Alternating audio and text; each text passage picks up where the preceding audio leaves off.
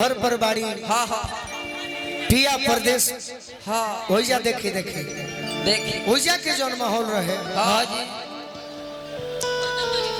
105% घरेलू रहे। सही बात। ऐजा के जौन माहौल बा 120% बा। हाँ हाँ वो होला तनी मनी होला ना हम क्या तो बात? हमारा डांस आवेला ना बाकी नचनी है कि ना सही बात। ऐसे कि परिवार हो हाँ जी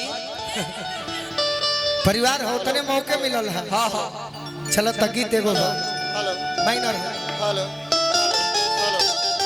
hello hello hello hello hello hello hello जाड़ा के महीना बा ये ममता जी ममता जी पिया परदेश में बाड़े हाँ मेहरारू घर पर बाड़ी हाँ अपना बोलमुआ के फोन क के 2 मिनट में कहता रे के राजा जी का हो कहियो कहिला ना बाकी जड़ों में आ जइबो हाँ तो हमरा जाइए किन के का करो तू रही तो तोरा जाई के जरूरत ना पड़े सही का कहिया हम नहीं खियाना हाँ रुई धुई ना तो मुई छोड़ा ना हाँ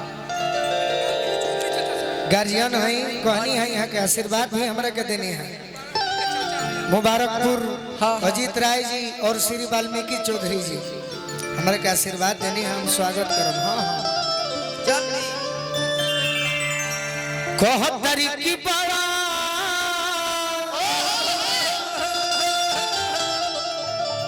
अरे बड़ा जड़ाई पढ़ावता कि बड़ा अरे जड़ाई पढ़ावता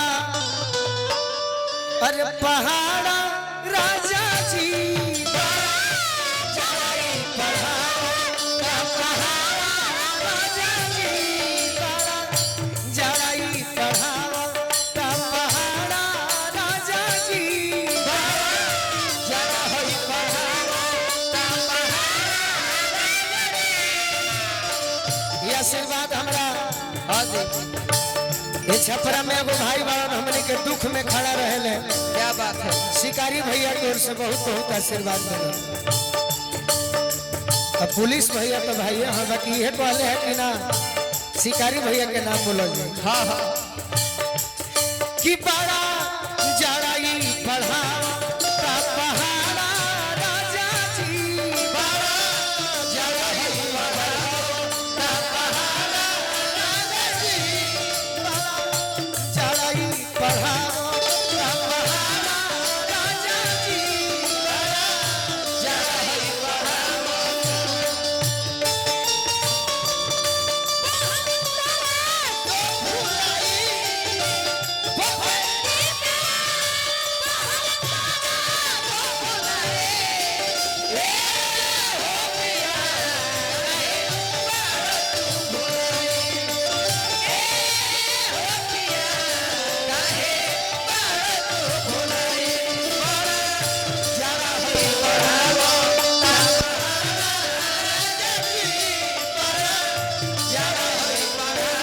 और का कहतारी रानी जी है ना रही पुलिस भैया बड़ी मान सम्मान देनी सही भाई हो प्रोग्राम अपन है से आनंद लेता सब है।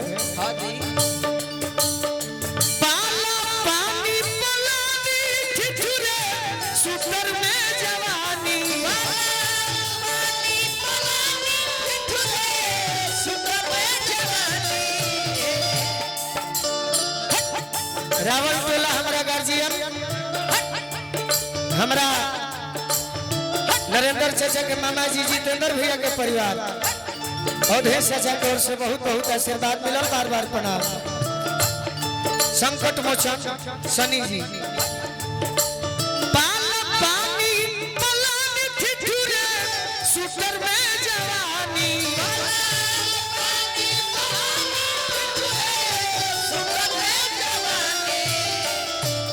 अरे बोलो कैसे रही करे जा के तारा राजा जी कैसे रही करे जा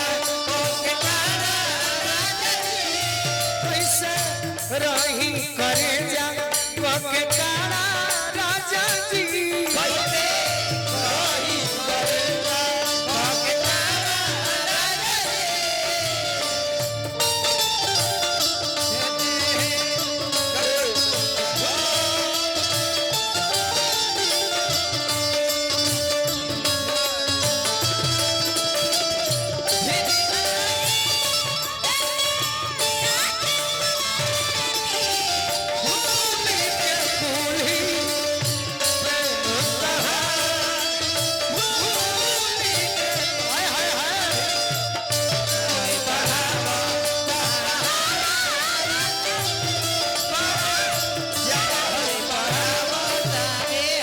देखी भीड़ मने शंकर भगवान के बारात हाँ हाँ ये में एक से एक आदमी मिली है। सही बात अब पुलिस भैया अपन डांस करो तनी, हाँ जी रानी जी अपन काम करो तनी, केहू बजावता केहू सुनता। सही बात अभी गार्जियन 100 रुपया देनी है यहाँ के कहना बता का बा के गीत के बाद एगो निर्गुण होके वाह अब तिलक में निर्गुण ठीक लगी। ना सोच के आई बड़ा आज देहि तो पे धाम बोलू मोर शीश नहीं